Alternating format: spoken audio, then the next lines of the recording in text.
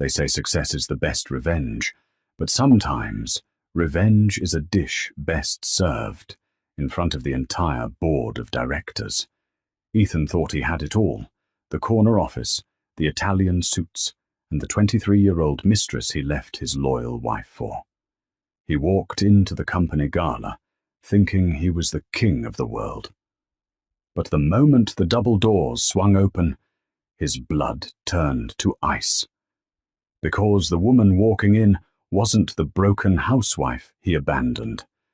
It was his ex-wife, dripping in diamonds, holding the arm of the city's most elusive billionaire. And she wasn't just there to attend.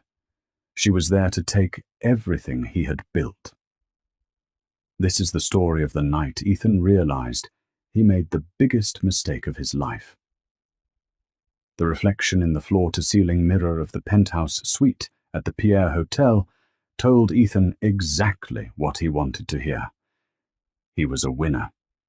He adjusted his silk tie, the fabric cool against his fingertips. It was a Brioni, costing more than his father's first car. At 42, Ethan Miller was the youngest regional VP in the history of Sterling Vanguard, a global logistics conglomerate that practically owned the shipping lanes of the Atlantic. "Babe, does this slit look too high?" Ethan turned. Chloe was standing by the vanity, struggling with the clasp of a shimmering emerald dress that hugged every curve of her 24-year-old frame. She was beautiful, objectively. Blonde, taut, and undeniably youthful. She was the trophy he had awarded himself after his promotion 6 months ago. "It looks fine, Chloe," Ethan said, checking his vintage Patek Philippe watch. "Just hurry up. The CEO, Marcus Sterling, is flying in from London. If we aren't in the ballroom when he makes his toast, we might as well not go." "I'm trying," she whined, her voice pitching up in that way that used to be cute, but was slowly becoming like nails on a chalkboard. "But this clasp is impossible, and I still don't know which earrings to wear. The hoops or the drops?" Ethan sighed, a sharp exhale through his nose. He walked over, spun her around a little too roughly, and snapped the clasp shut. "The drops. The hoops make you look cheap. And tonight, you are not just Chloe, the fitness instructor. You are the partner of the future senior vice president. Don't embarrass me." Chloe flinched, her eyes widening. "You don't have to be a jerk, Ethan. I'm doing this for you. You're doing this because I pay for the apartment, the lease on the Range Rover, and that dress," he muttered, turning back to the mirror.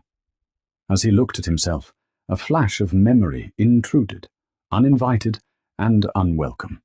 He saw her, Sophie, his ex-wife. They had been married for 12 years.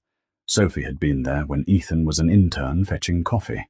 She was there when he was laid off in 2014, eating ramen noodles so he could buy a decent suit for interviews. She had worn the same winter coat for 5 years so they could save for a down payment. But as Ethan climbed the ladder, Sophie had stayed the same.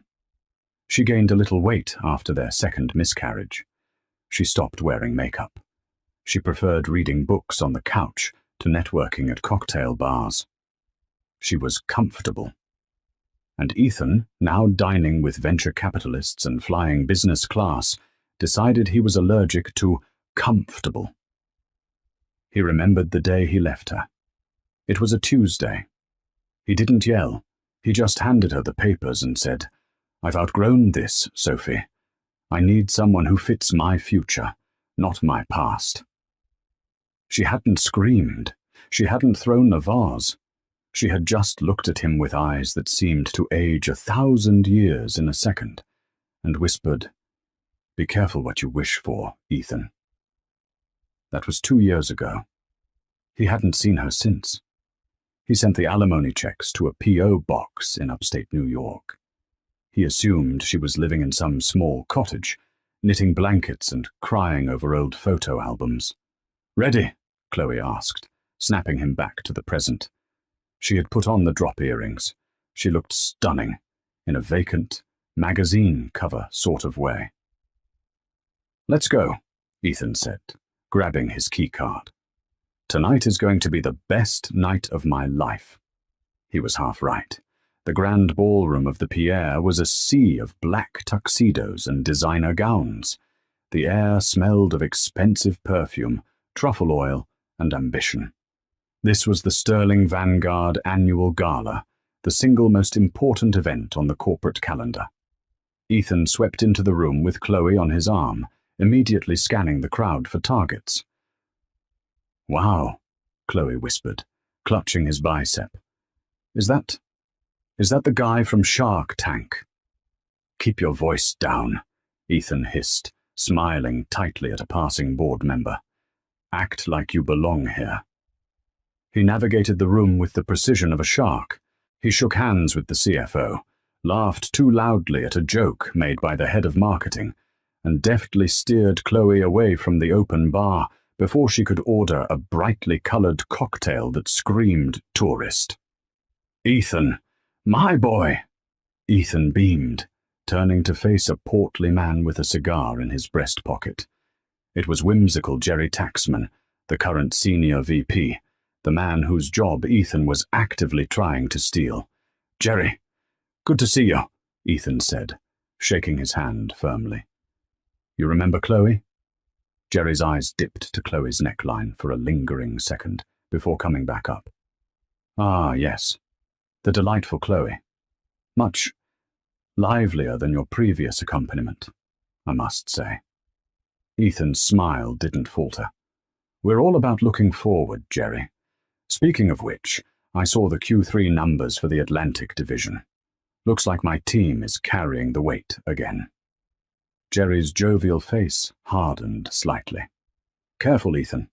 Hubris is a dangerous cologne to wear in a room this small.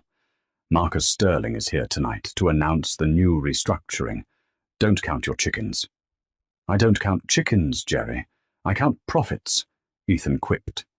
Jerry chuckled, but it was a dry, hollow sound. "By the way, did you hear the rumor? Sterling is bringing on a new external investor. Someone with deep pockets to help us pivot into AI logistics. Rumor is, it's Julian Thorne." Ethan froze. Julian Thorne. The name was legendary. He was the billionaire founder of Nexus Dynamics, a tech mogul who made Elon Musk look loud and Jeff Bezos look poor. Thorne was a ghost. He rarely attended public events, and he was notoriously ruthless. If Thorne was investing, Sterling Vanguard was about to skyrocket. And if Ethan could be the one to shake his hand first, his promotion was guaranteed. "Julian Thorne is here?" Ethan asked, his heart hammering. "That's the rumor. But Thorne never comes alone, and he never comes quietly," Jerry said, drifting away toward the buffet. Ethan turned to Chloe, gripping her arm. "Did you hear that? If I meet Julian Thorne tonight, we are set for life. I need you to be perfect. Stand up straight. Smile. Don't speak unless spoken to." Chloe pulled her arm away, rubbing the spot where he'd grabbed her. "I'm not a dog, Ethan." "Then stop acting like a puppy that needs to be housebroken," he snapped. Suddenly the music changed. The live jazz band stopped playing their soft background tunes. A hush fell over the room. The chatter died down, replaced by the rustle of silk as 300 heads turned toward the massive double doors at the top of the grand staircase. Marcus Sterling, the CEO, walked to the microphone on the stage. "Ladies and gentlemen," Marcus's voice boomed, "it is my distinct honor to welcome our new strategic partner, a man who needs no introduction, but deserves one anyway. Please welcome the founder of Nexus Dynamics, Mr. Julian Thorne." The doors swung open. A man stepped out. He was tall, perhaps 50, with silver-streaked hair and a tuxedo that fit him like a second skin. He radiated power. It wasn't the loud, desperate power Ethan tried to project. It was quiet, absolute gravity. But nobody was looking at Julian Thorne. They were looking at the woman on his arm. She wore a gown of midnight blue velvet that cascaded to the floor, shimmering as if it were made of the night sky itself. It was backless, revealing skin that looked like porcelain. Her hair, once usually tied in a messy bun, was now a sleek, dark waterfall down one shoulder. Around her neck sat a diamond necklace that Ethan recognized from a Sotheby's catalogue. It was worth more than his entire life's earnings. Ethan squinted. The woman looked familiar. The curve of the jaw, the way she held her head high, exposing that elegant neck. Then she turned slightly to acknowledge the applause, and her eyes swept the room. For a split second, they locked onto Ethan's. Her eyes were cold, sharp, knowing. Ethan felt the champagne glass slip from his fingers. It shattered on the marble floor, the sound echoing in the silent room. "Oh my God," Chloe whispered, looking between Ethan and the woman on the stairs. "Ethan, isn't that—" Ethan couldn't breathe. The room was spinning. It was Sophie. But it wasn't the Sophie he had left. This wasn't the woman who clipped coupons and wore oversized sweaters. This was a queen returning to execute a traitor, and she was holding hands with the most powerful man in the room. The shattering of Ethan's champagne glass was a minor embarrassment, quickly swept away by a waiter, but the shattering of his ego was just beginning. As Julian Thorne and Sophie descended the staircase, the room seemed to tilt toward them. The crowd parted like the Red Sea. Ethan stood frozen, his shoes sticky with spilled champagne, unable to look away. "Ethan," Chloe tugged at his sleeve, "why is your ex-wife with a billionaire? You told me she moved to a farm." "Shut up, Chloe," Ethan whispered, his voice trembling. I don't know." He watched as Marcus Sterling, the CEO who barely gave Ethan the time of day, practically bowed to Sophie. Marcus took her hand and kissed it. "Sophie," Marcus said, his voice amplified by the acoustics of the room, "you look absolutely ravishing. The rumors didn't do you justice." Sophie smiled. It wasn't the shy, apologetic smile Ethan remembered. It was a weapon. "Thank you, Marcus. It's good to be back in the city. The country was restorative. But I missed the game." "The game?" Ethan thought. Since when did Sophie play the game? Julian Thorne placed a protective hand on the small of Sophie's back. "Shall we mingle, darling? I believe there are some people you're dying to see." "Oh, absolutely," Sophie said. Her gaze drifted across the room again, slicing through the crowd until it landed squarely on Ethan. She didn't look away. She whispered something to Julian. Julian looked at Ethan. His expression was unreadable, which made it terrifying. "They're coming over here," Chloe squeaked. "Ethan, they're coming here." "No, they're not. They're just—" They were. Julian and Sophie were cutting a direct path through the VPs and directors, heading straight for the spot where Ethan was standing in his champagne puddle. Ethan's mind raced. What do I do? Do I pretend I don't know her? No, that's impossible. Do I act happy for her? Do I introduce Chloe? God, no. "Hello, Ethan," a voice said. It was smooth, velvety, and terrifyingly familiar. Sophie stood 3 feet away.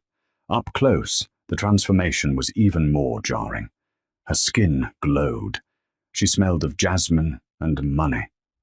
There was a confidence in her posture that he had never seen before, or perhaps he had just never looked hard enough to notice. "Sophie," Ethan managed to choke out. He tried to put on his corporate mask, the one he used to bully suppliers. You look different." "And you look exactly the same," Sophie said, her eyes scanning him from head to toe. "Still wearing Brioni?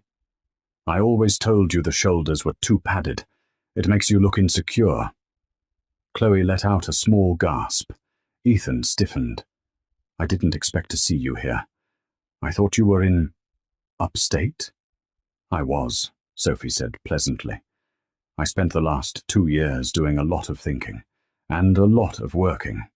You remember how I used to help you with your spreadsheets, back when you were a junior analyst? How I fixed your proposals before you submitted them? Ethan felt a bead of sweat trickle down his back. He had never told anyone that. He had claimed all that work as his own. I recall you proofreading a few things. Proofreading, Sophie laughed. It was a dark, musical sound. She turned to Julian. Julian, this is Ethan Miller, the man I was married to for 12 years. Ethan, this is Julian Thorne. Julian extended a hand. His grip was like iron. Mr. Miller, Sophie has told me quite a lot about you. Good things, I hope? Ethan tried a joke. It landed flat. Instructive things, Julian said enigmatically. He didn't let go of Ethan's hand immediately. She told me about your ambition, your strategies. Sophie stepped closer to Chloe. Chloe shrank back, clearly intimidated by the older, far more elegant woman. And you must be Chloe, Sophie said. She didn't sound angry. She sounded pitying. You're very pretty. I hope you're reading the contracts he makes you sign. Ethan has a habit of changing the terms without notice. I, Chloe stammered. Sophie, Ethan snapped, regaining a shred of his composure. What are you doing here?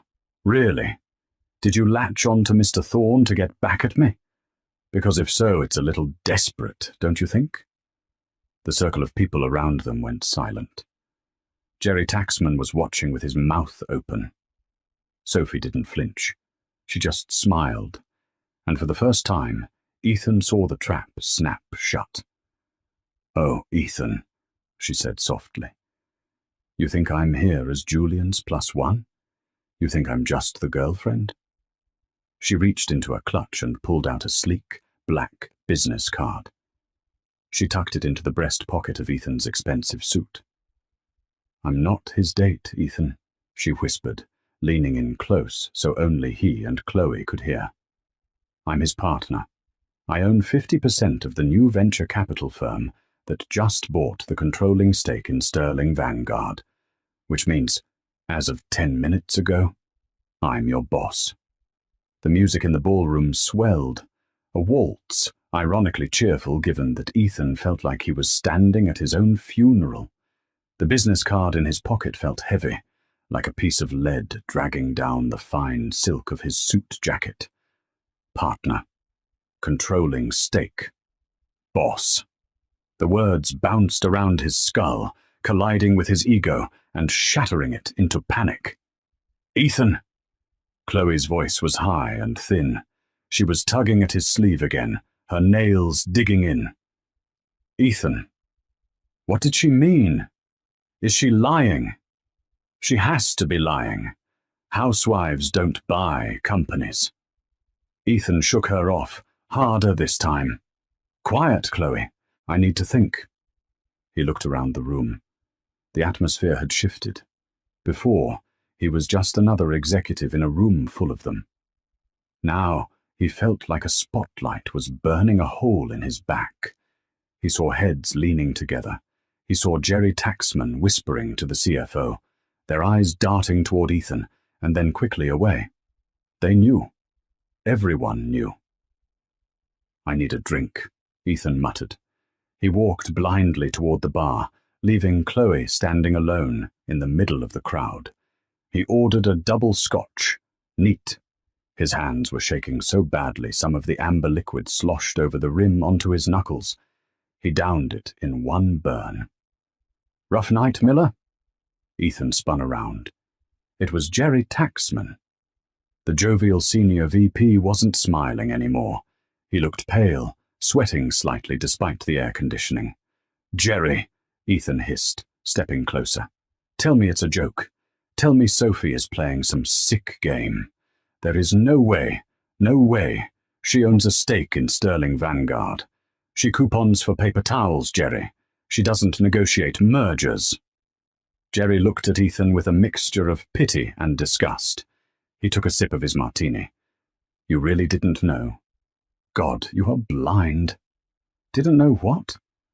"Sophie didn't just leave 2 years ago, Ethan. When you kicked her out, she went to her brother's place. You remember her brother?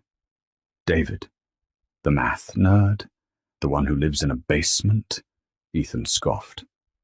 "The math nerd, who is the lead algorithm architect for Nexus Dynamics," Jerry corrected him sharply.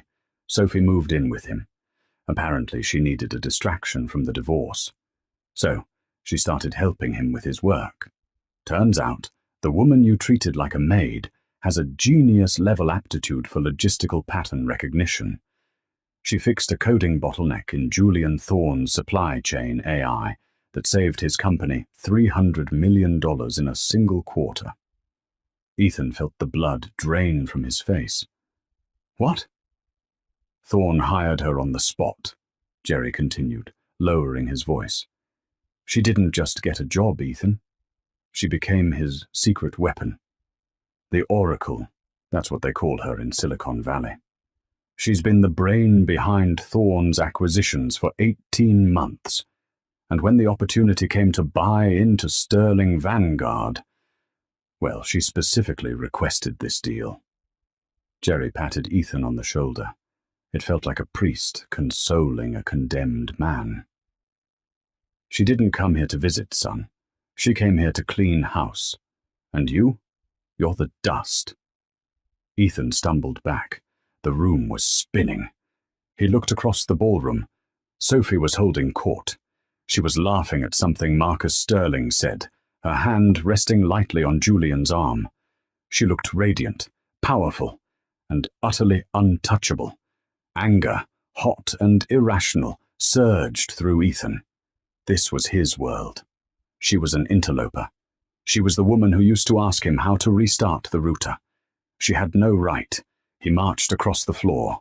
He ignored the glares of the board members. He ignored Chloe calling his name. He walked straight up to the VIP circle. "Sophie!" he barked. Conversation stopped. Julian Thorne turned slowly, his eyes narrowing into dangerous slits. Marcus Sterling looked appalled. "Ethan," Marcus warned, "this is not the time." "No, I think it is," Ethan said, his voice rising. He pointed a shaking finger at Sophie.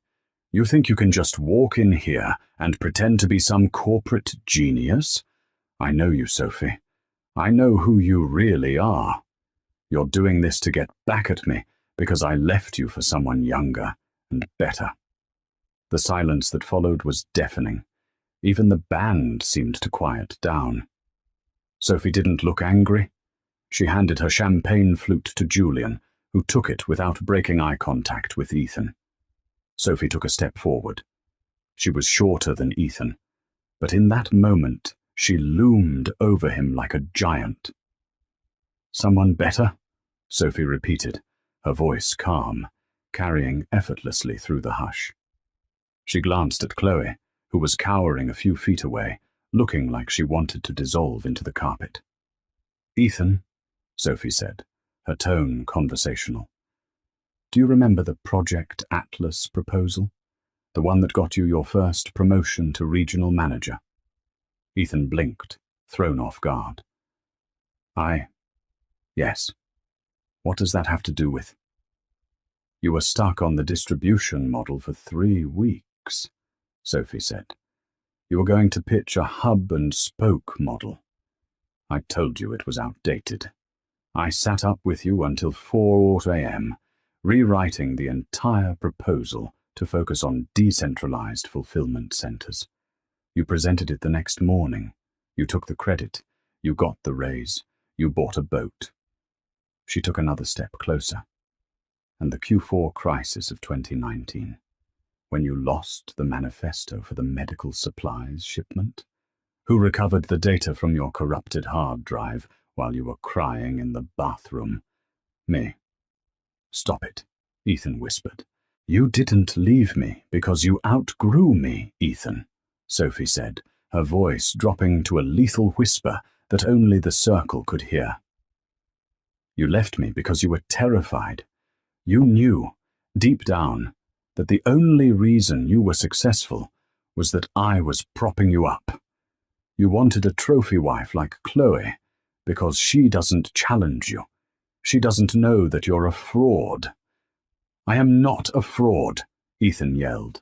Then why are you shaking? Sophie asked. Ethan looked down at his hands. They were trembling violently. Go home, Ethan, Sophie said, turning her back on him. Enjoy the rest of your weekend, because Monday morning, 8 a.m., we are having a board meeting, and I expect you to justify why you still deserve a desk in my building. Julian Thorne stepped forward, blocking Ethan's path to Sophie. I think you heard the lady, the billionaire said softly. Security will see you out. Two large men in black suits materialized from the crowd. They flanked Ethan. Sir, one of them said. This way. Ethan looked around. Hundreds of eyes were staring at him. Some were amused, some were pitying, most were indifferent. He looked for Chloe. She was gone. He saw the back of her emerald dress disappearing out the side exit, clutching her purse. She hadn't waited for him. She had seen the writing on the wall before he even read it. Ethan allowed himself to be escorted out of the ballroom, the laughter of the crowd resuming behind him like a wave crashing over his head. The weekend passed in a blur of alcohol and insomnia.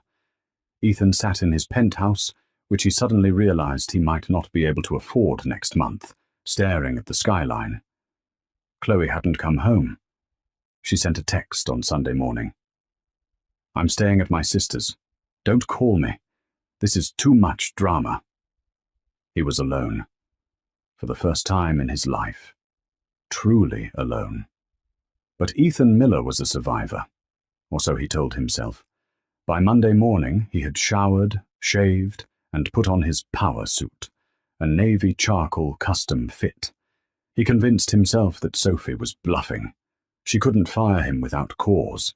He was the top performer in the Atlantic region. The numbers didn't lie. If she tried to fire him for personal reasons, he would sue Sterling Vanguard for everything they were worth. He walked into the headquarters at 7:45 a.m. The atmosphere in the office was different. Usually the receptionist would greet him with a bright, "Good morning, Mr. Miller," and have his espresso ready. Today she kept her head down, typing furiously. "Morning, Jessica," Ethan said loudly. "Mr. Miller," she mumbled, not looking up. "They're waiting for you in Conference Room A." Conference Room A, the fishbowl, glass walls, no privacy. Ethan tightened his tie and marched down the hallway. He saw heads pop up from cubicles as he passed. The whispers followed him like a wake. He pushed open the heavy glass doors. The long mahogany table was full. The entire board of directors was there. Marcus Sterling sat at the far end. But he wasn't at the head of the table. Sophie was. She was wearing a sharp white blazer and black trousers, her hair pulled back in a severe, elegant bun. She looked every inch the corporate executioner. To her right sat Julian Thorne, scrolling on a tablet. To her left was a stack of files, thick, color-coded files. "Sit down, Ethan," Sophie said. She didn't look up from the file she was reading. Ethan pulled out the chair at the opposite end of the table, the defendant's seat. "I assume this is about the restructuring," Ethan said, projecting a confidence he didn't feel. "I have my team's projections for Q1. We are up 12% on the—" "We aren't here to talk about projections, Ethan," Marcus Sterling interrupted, looking tired. "We are here to talk about irregularities." "Irregularities?" Ethan frowned. "My books are clean." "Your books are clean," Sophie said, finally looking up. Her eyes were piercing. "But your operations are creative." She slid a blue file down the long table. It spun perfectly, stopping right in front of him. "Open it," she commanded. Ethan opened the folder.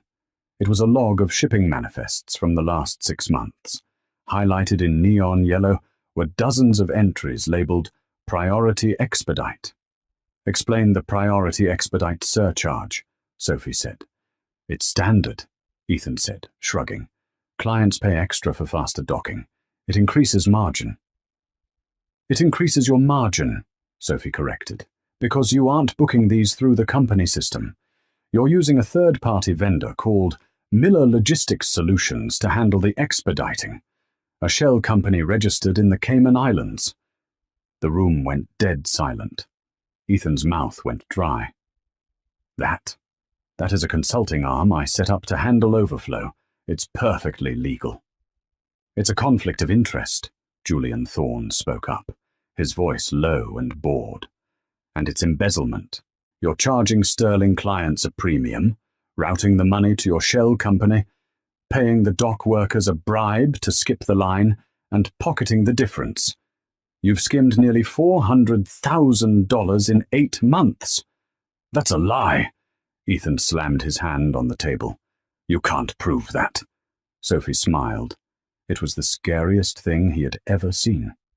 "Ethan," she said, "who do you think built the auditing algorithm that flagged these transactions?" Ethan froze. "I told you," Sophie said softly.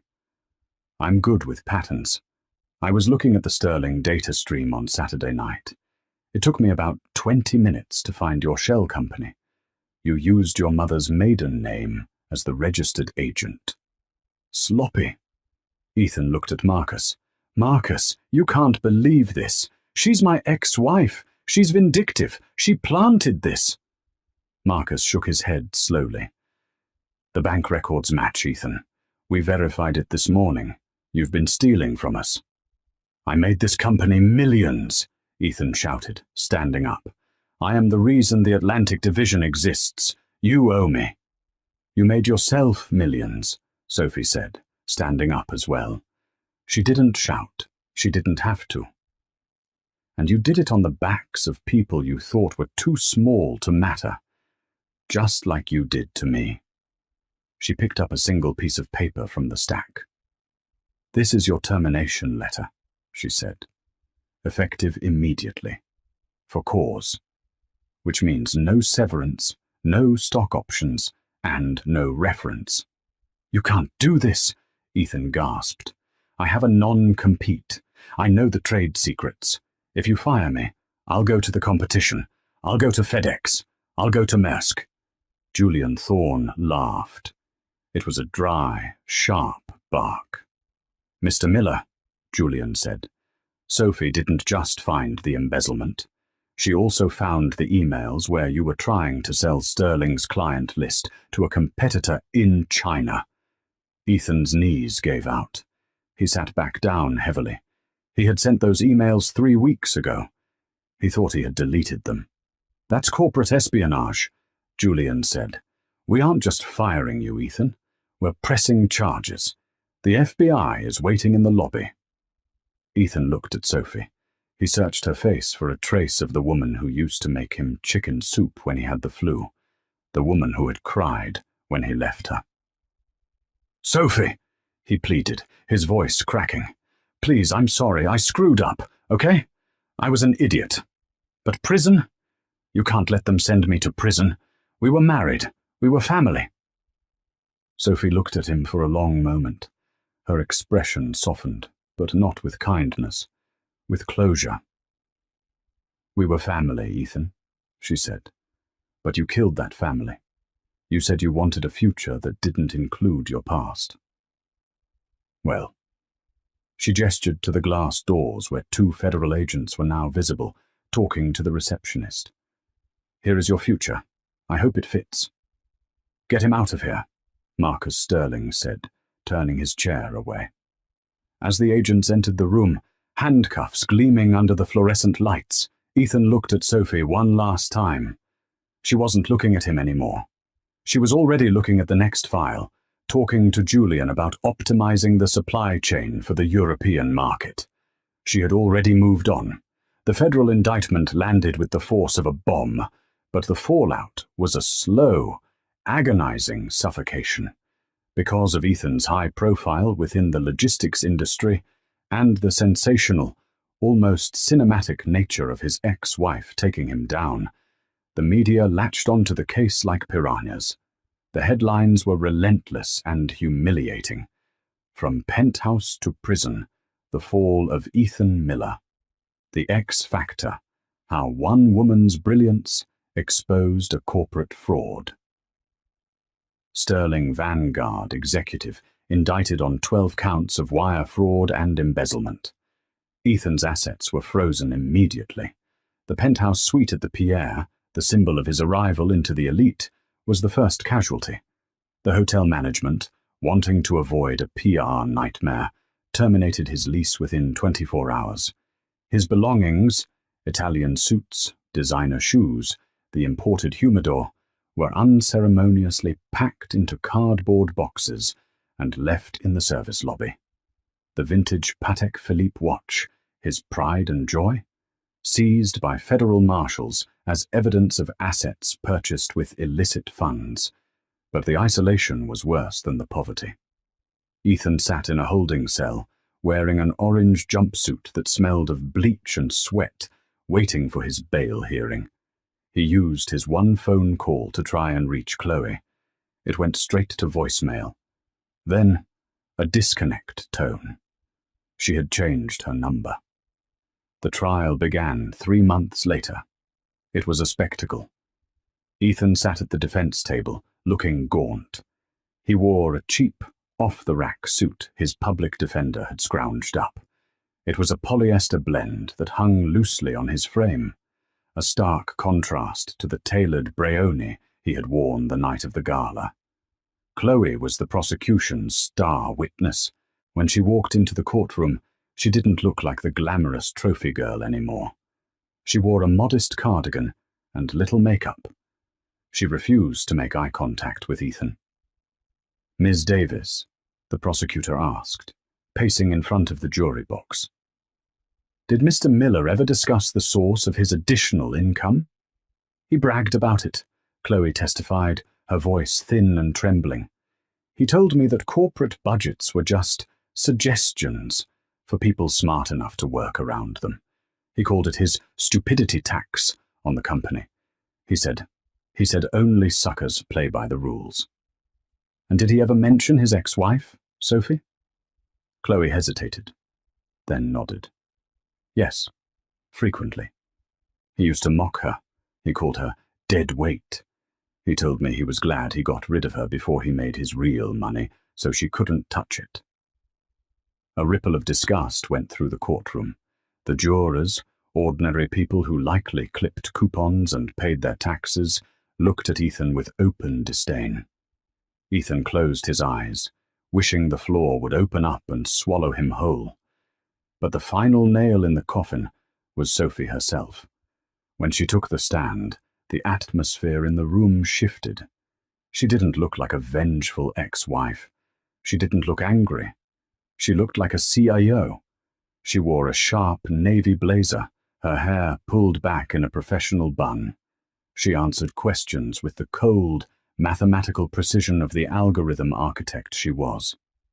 Mrs. Thorne Miller, Ethan's defense attorney, tried to corner her, hoping to paint her as a woman scorned.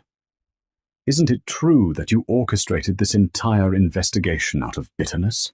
That you used your new position at Sterling Vanguard specifically to target my client? Sophie adjusted the microphone. She looked the lawyer in the eye, then drifted her gaze to Ethan. It wasn't a glare. It was a look of profound disappointment. I didn't target Mr. Miller, she said calmly, her voice steady. I targeted inefficiency in the Sterling Vanguard ledger. I look for patterns that indicate loss. Mr. Miller just happened to be the inefficiency. But surely, the lawyer pressed, sweating slightly, you felt some personal satisfaction? Seeing the man who left you facing prison? The courtroom went silent. Sophie looked at Ethan. For a moment, her mask slipped, revealing the pain of the 12 years she had wasted on him. I don't feel satisfaction, she said softly, I feel pity. Ethan had potential. He had drive, but he lacked character. In business, as in marriage, you can't build a long-term structure on a rotten foundation. It always collapses. I didn't push him, counselor. I just turned on the lights. The jury deliberated for less than 4 hours. Guilty on all counts. The judge, a stern woman with zero tolerance for white-collar crime, didn't hold back during sentencing. Mr. Miller, you represent the worst kind of corporate greed. You had everything, a high salary, a position of trust, a life of privilege, and you stole simply because you could. You betrayed your company, your colleagues, and the people closest to you. Sentence: 8 years in federal prison. As the gavel came down with a final, booming crack, Ethan looked back at the gallery. He hoped, irrationally, that someone would be there.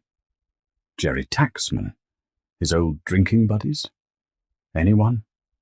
The benches were empty, except for one person in the very back row. Sophie. She watched as the marshals pulled Ethan's hands behind his back and clicked the cuffs into place. She didn't smile. She didn't wave. She just watched, bearing witness to the end of the man she used to love. As he was led away through the side door, she stood up, smoothed her blazer, and walked out of the courtroom without looking back. The alarm clock buzzed at 3:30 a.m., a harsh, metallic rattle that vibrated against the thin plywood of the bedside table. Ethan Miller groaned, rolling over on a mattress that sagged in the middle. The room was freezing.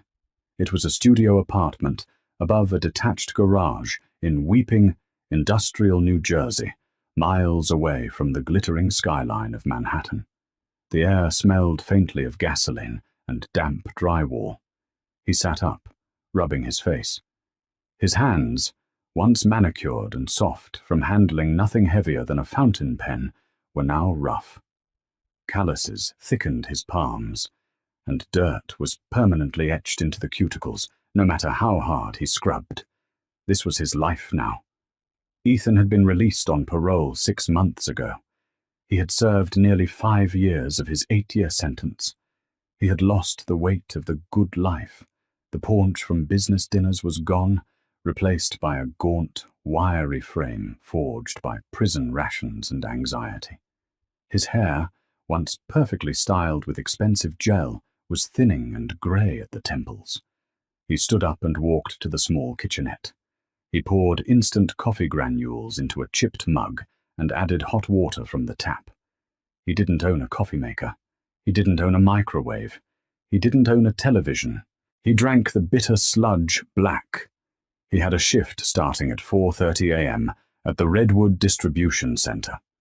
It wasn't a management job. It wasn't even a desk job. Ethan Miller, the former regional VP of Sterling Vanguard, the man who used to scream at logistics coordinators for missing a deadline by 5 minutes, was now a level 1 loader.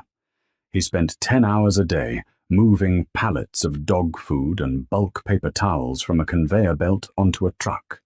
His supervisor was a 22-year-old kid named Tyler, who chewed gum loudly and called him Old Man.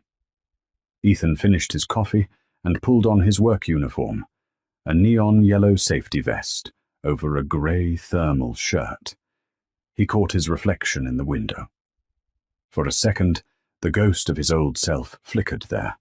The man in the Brioni suit, the man who thought he was a god because he had a corner office.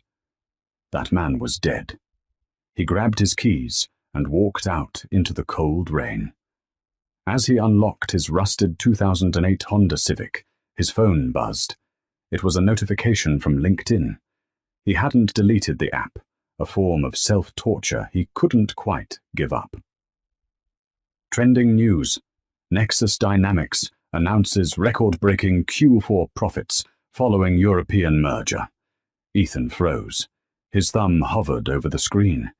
He shouldn't look. He knew he shouldn't look. He tapped the notification. There she was. The photo was high resolution, taken at what looked like an economic summit in Davos or London. Sophie stood center stage. She looked breathtaking, not in the flashy, desperate way Chloe had been, but in a way that commanded absolute respect. She wore a cream-colored power suit, her hair cut in a sharp, chic bob. She was laughing at something the person next to her was saying. The person next to her was Julian Thorne. Ethan zoomed in on the photo. Julian's hand was resting on the small of Sophie's back. It was a gesture of intimacy, of partnership. They looked like a monolith, unbreakable, united, and obscenely successful. Ethan stared at the phone until the screen went dark, reflecting his own tired face back at him. He felt a strange sensation in his chest. It wasn't anger. He had spent the first 2 years of prison being angry. Angry at Sophie, at the judge, at Chloe for testifying against him. But anger required energy, and prison had starved him of that. Now, looking at the woman he had discarded like an old coat, he felt something far worse. He felt the crushing weight of clarity. He had held a diamond in his hands for 12 years, and he had traded it for a handful of glitter. Ethan tossed the phone onto the passenger seat. He started the car, the engine sputtering before catching life. He had a truck to load. Across the river, the morning looked very different. The penthouse office of Nexus Dynamics was quiet, save for the soft hum of the HVAC system and the distant, muffled sound of the city waking up below. The walls were glass, offering a panoramic view of the Hudson River and the New Jersey shoreline beyond. Sophie Thorne Miller sat at her desk, reviewing the final contracts for the Brussels acquisition. She signed her name with a flourish, Sophie Thorne, and capped her pen. She set the pen down and leaned back in her Herman Miller chair, closing her eyes for a moment. Her neck was stiff. She had been working since 5 a.m., driven by the same relentless work ethic that had once saved Ethan's career, but was now building her own empire. "You're doing it again," a voice said from the doorway. Sophie opened her eyes and smiled. Julian was standing there, holding 2 ceramic cups of matcha tea. He was wearing a cashmere sweater and jeans, his uniform for days when he didn't have to face the press. "Doing what?" Sophie asked, accepting the tea. "Thinking so loud I can hear it in the hallway," Julian teased. He walked around the desk and kissed the top of her head. "The deal is done, Sophie. You won. You can stop fighting now." "I'm not fighting," Sophie said, taking a sip of the warm, earthy tea. "I'm just processing. Processing the merger, or processing the letter that arrived this morning." Sophie stiffened slightly. Julian noticed everything. It was one of the things she loved about him, and one of the things that made him impossible to lie to. On the corner of her desk, buried under the stack of merger contracts, was a white envelope. It had no return address, just a postmark from New Jersey. The handwriting was shaky, but unmistakable. "You saw it," she stated. "My security team scans all mail, Sophie. They flagged it as coming from an inmate, or rather, a parolee. They asked if I wanted it destroyed." Julian leaned against the edge of her desk, crossing his arms. "I told them to leave it for you." Sophie looked at the envelope. For 5 years, she had trained herself not to think about Ethan. She had exorcised him from her life through success, through therapy, and through the genuine, healthy love she had found with Julian. But seeing his handwriting brought a sudden, sharp pang of memory. Not of the bad times, not the cheating or the screaming, but of the very beginning. The Ethan who bought her a pretzel in the park. The Ethan who was scared of thunderstorms. The human being underneath the monster he had become. "I haven't opened it," Sophie admitted. "Do you want to?" Julian asked gently. "You don't have to. We can shred it right now. You owe him nothing. Not even your attention." Sophie ran her finger along the edge of the envelope. If I don't read it, I'll always wonder. It's the final variable in the equation, Julian. I need to solve for X, so I can close the book. Julian nodded slowly. He stood up and walked toward the balcony door. I'll give you a moment. I'll be right outside. He slid the glass door open and stepped out onto the terrace, giving her privacy, but remaining close enough to protect her if the words on the page tried to hurt her. Sophie took a deep breath. She picked up the letter opener, a heavy silver object that felt cold in her hand, and slit the envelope. She unfolded the paper. It was cheap, lined notebook paper, the kind bought at a dollar store. Sophie, I don't know if this address will even reach you. I imagine you have people who filter out trash like me. But on the off chance you are reading this, don't worry. I'm not asking for money. I'm not asking for a job. I'm not asking for forgiveness, because I know I don't deserve it. I'm writing this because today, while I was on my break, I saw a magazine in the break room trash. It had your face on it. You were named CEO of the Year. I sat there in my safety vest, smelling like diesel fumes, and I cried. Not because I was jealous, but because you looked happy. You were right about everything, Sophie. Do you remember what you told me the night of the gala? You said I didn't leave you because I outgrew you, but because I was terrified that you were the only reason I succeeded. God, you were so right. I spent 8 years in a cell thinking about that. I realized that I never actually built anything. I just took. I took your time, your energy, your ideas, and your love. I hollowed you out to fill myself up, and when you were empty, I threw you away. I am working at a warehouse now. It's hard work. My back hurts every day. I make $16 an hour, and honestly, it's the first honest money I've ever earned. I go home to a quiet room, and I think about the life we had. The Sunday mornings, the coffee, the way you used to fix my tie. I destroyed the best thing that ever happened to me because I was chasing a reflection in a mirror. I wanted to be a king. Well, I'm not a king. I'm just a man who made a terrible mistake. I hope Julian treats you like the treasure you are. I hope he listens to you. I hope he never makes you feel small. Be happy, Sophie. You won. And I'm finally glad that you did. Ethan Twetty read the letter twice. The first time, she read it with her guard up, expecting a trap, a manipulation, a hidden barb. The second time, she read it with her heart. She looked at the handwriting. It was messy. There were ink smudges where his hand had rested too long on the page. It wasn't the bold, slashing signature of the executive VP. It was the handwriting of a tired, broken man. A single tear escaped her eye and tracked down her cheek. She didn't cry for the loss of the marriage.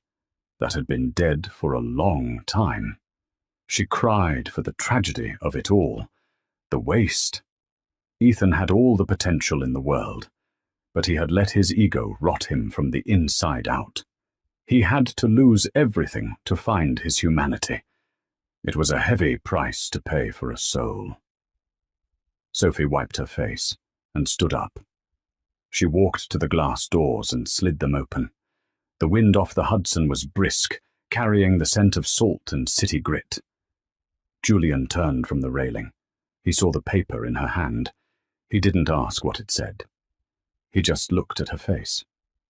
"Are you okay?" he asked. "I am," Sophie said. And she was surprised to find that she meant it. The knot of bitterness that she had carried deep in her gut, the tiny part of her that still wanted to see Ethan suffer, unraveled. "He's sorry," Sophie said softly. "He's really sorry." "Does it change anything?" Julian asked. "No," Sophie said firmly. "It doesn't change the past. He still did what he did. He still broke us, but it changes how I carry it. She walked to the edge of the balcony, 40 stories above the street. Below, the yellow taxis looked like toys, and the people were mere specks scurrying through the canyons of steel and glass. Somewhere down there, in the grit and the noise, was Ethan. He was living his life, and she was living hers. The cords that had bound them together, anger, resentment, debt, were finally severed. "I don't need to hate him anymore," Sophie said. "Hating him is just another way of holding on to him." She held the letter out over the railing. The paper fluttered violently in the updraft, fighting against her grip. "You're letting it go?" Julian asked. "I'm letting him go," Sophie corrected. She opened her fingers. The wind snatched the letter instantly. It didn't float gently. It was ripped away, spiraling rapidly into the void, tumbling end over end toward the grey water of the river. It danced for a moment against the backdrop of the skyscrapers, a white flag of surrender, before disappearing into the urban abyss. Sophie watched until it was gone. She felt lighter. The air in her lungs felt cleaner. She turned back to Julian. The sun was setting now, casting long, golden shadows across the balcony. It illuminated the silver in Julian's hair and the kindness in his eyes. This was her reality. This was her victory. Not the money, not the title, not the revenge. This. "Take me home, Julian," she said, reaching for his hand. "We are home, Sophie." He smiled, interlacing his fingers with hers. They turned and walked back into the warmth of the office, the glass door sliding shut behind them with a definitive click, sealing out the cold, the wind, and the ghosts of the past forever. And that is the end of the line for Ethan and Sophie. It's a story that reminds us that the universe has a very specific way of balancing the books. Ethan spent his life trying to manipulate the numbers, trying to cheat the system, and in the end, the math caught up with him. He learned that you can't build a castle on a foundation of betrayal. Sophie's journey proves that the best revenge isn't screaming or fighting or stooping to their level. The best revenge is simply ascending. It's becoming so successful, so happy and so complete that the person who hurt you becomes irrelevant. I want to know what you would have done in Sophie's shoes. When that letter arrived, would you have read it? Would you have thrown it away? Or would you have sent a reply? It's a tough question. Let me know your honest answer, a single one. If this story kept you, it helps us create more long-form dramas like who needs to be reminded of their own worth, and so you don't miss our next saga. Remember, be careful who you step on while you're climbing up, because you might meet them on your way back down. Thanks for watching.